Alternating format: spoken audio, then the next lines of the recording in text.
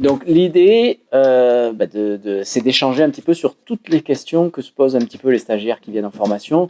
Donc là, évidemment, vous présentez l'échographie. Je trouve ça génial.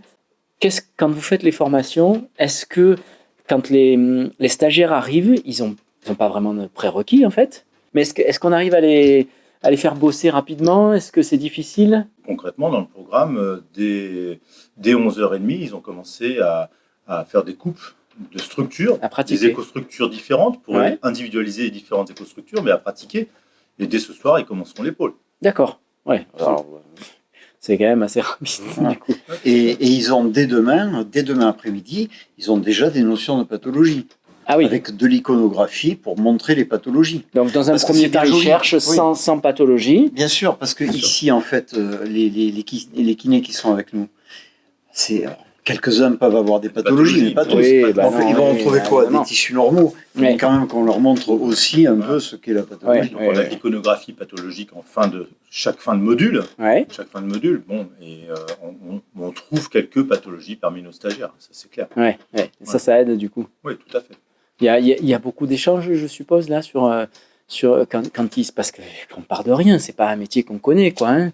Je veux dire, pour le coup, dans nos études, tu vois. Non, mais un stagiaire qui arrive, c'est toujours cette impression-là. Ils ont d'ailleurs ce questionnement-là. C'est-à-dire qu'ils arrivent le matin à 8h30, ils disent mais moi, j'arrive même pas à lire les images. Personne, non. Et on leur dit, à la fin de la journée, tu sauras lire une image. Et ils vont reconnaître les différentes écostructures, les différentes couches, les différents éléments. Ça, ils l'apprennent tout de suite. D'accord. On se tient à une classification internationale. Donc à partir de là, on sait de quoi on parle, puisque chaque examen est internationalement bien protocolisé. Ce que j'ai envie de vous poser comme question, c'est que, on le sait, hein, dans le musculo-squelettique, moi qui suis kiné du sport, si tu veux, je ne peux pas adresser à n'importe quel médecin. Tu vois, les médecins, enfin je parle des médecins, des radiologues, parce qu'il y en a qui ne savent pas faire les échographies.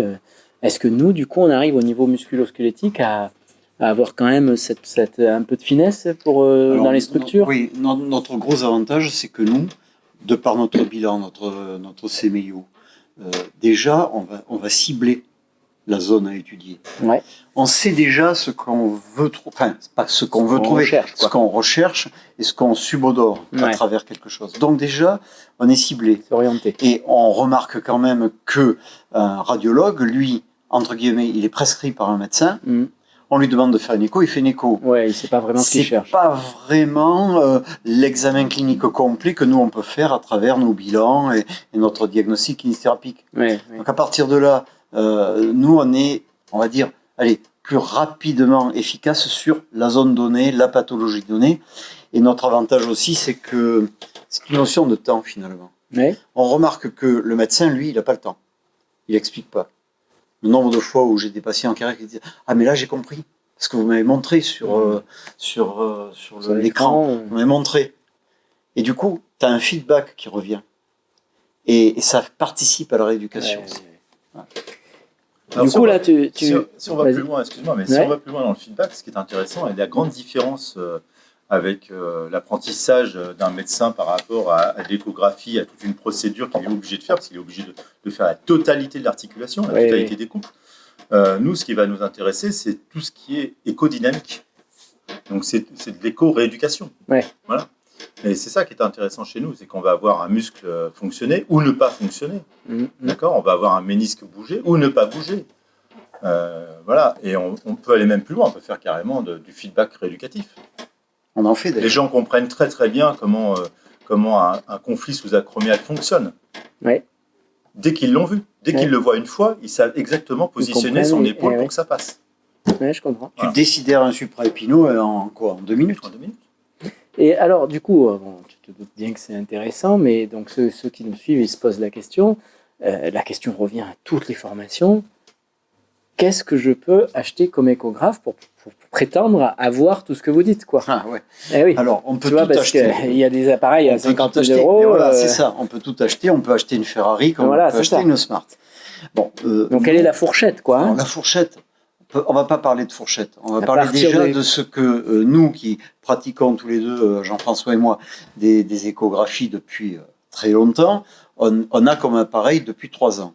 On a un petit appareil qui est grand comme ça, où il y a 2 sondes. une sonde linéaire et une sonde convexe, D'accord. qui communique en Wi-Fi avec une petite tablette, qui fait Doppler, qui fait les mesures, qui envoie par mail au médecin. Et du coup, cet appareil-là, c'est quoi? C'est 160 ou 170 € par mois pendant 3 ans. L'appareil, après, est à toi. Ah oui. Assurance comprise.